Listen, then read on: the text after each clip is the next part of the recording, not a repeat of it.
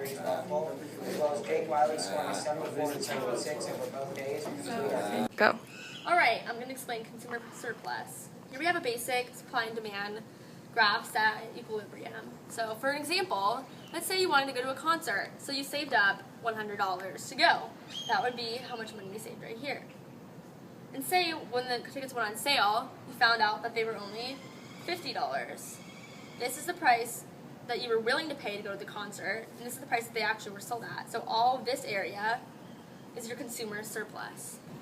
Hello everyone. Today I'm going to explain the willingness to pay. This is also an example of consumer surplus. For an example of an auction, which I will show in a second, each person is brought a certain amount of money to the auction, and that is how much they think that the item is worth. Any money that they don't spend on that would be considered consumer surplus. So for now, we are going to sell a beautiful little, I think it's a car. It's a car. It's a tractor. So now we have our first person. This is Selma. I'm willing to pay $100, but I brought... No, you brought $100. I brought $100. All right. I brought it $80. I brought 60.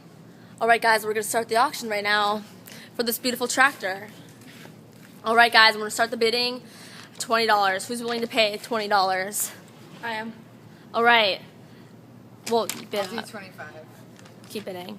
I do 30. Keep I'll going, do guys. Guys, we're about 40, guys. Who's going to take 40? I'll do 55. Let's keep going, guys. I'll do 60. I only brought 60. 65. 70. 75. No.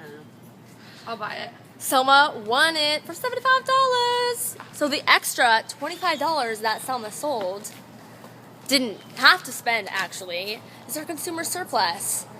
So this is our lesson for the day, and that was it. All right, guys, we're done. I'm out. Okay.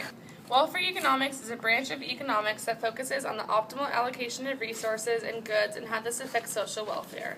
Welfare economics analyzes the total good or welfare that is achievable at a current state as well as how it is distributed.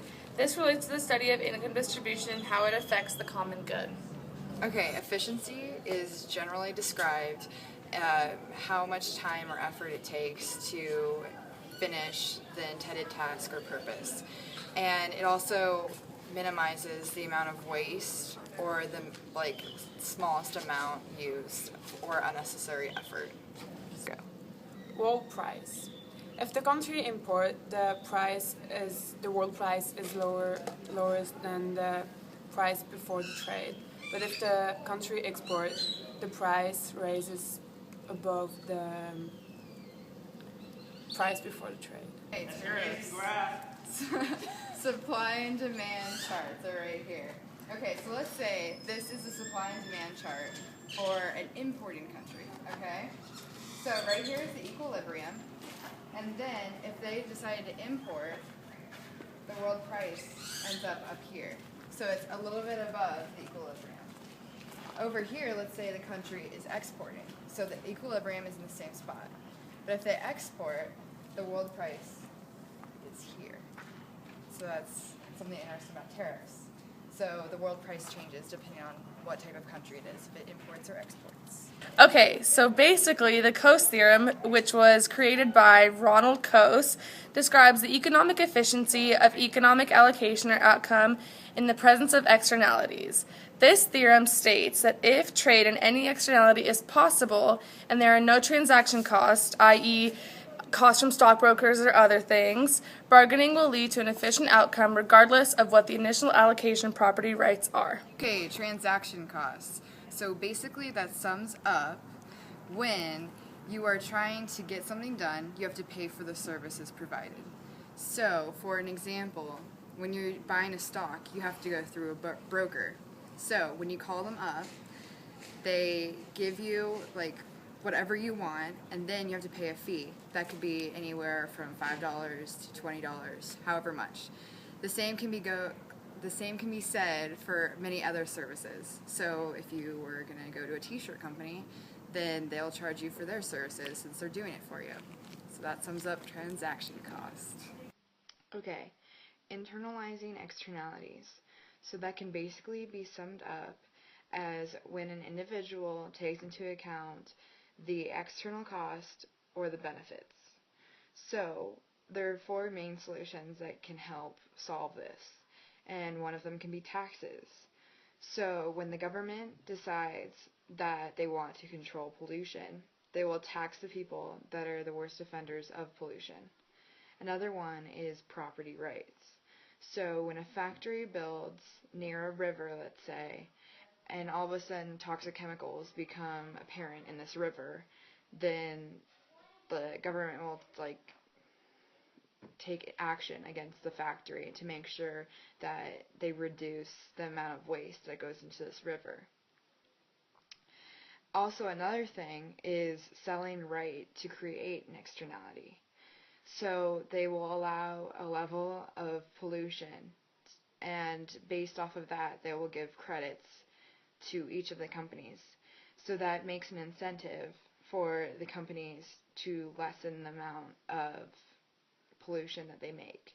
So if it's a company that doesn't have that much pollution, they'll sell their credits to another company that needs more because they keep on polluting. So over time, they'll try and bring down the pollution. And then another one that's kind of obvious is a direct government regulation. So they just implement direct laws to make sure that you can't, pollute or do whatever. So if you somehow break the law, then it gets implemented and you get a fine or you go to jail, whatever the proper response would be. I'm making a really small mountain. I'm making a really big mountain.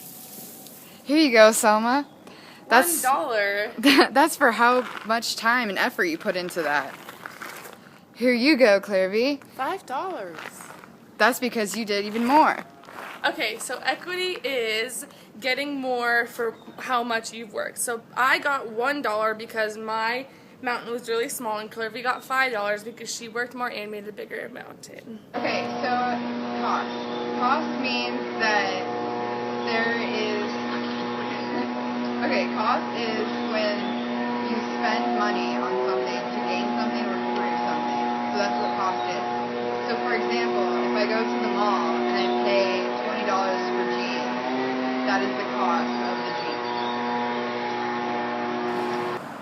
jeans. Okay, so an externality is a cost or a benefit that is not transmitted through prices. It is most commonly known as a side effect or consequence of an industrial company's activity that affects other parties. Examples of positive externalities, or otherwise known as external benefits, are renewable energy, education, or planting gardens.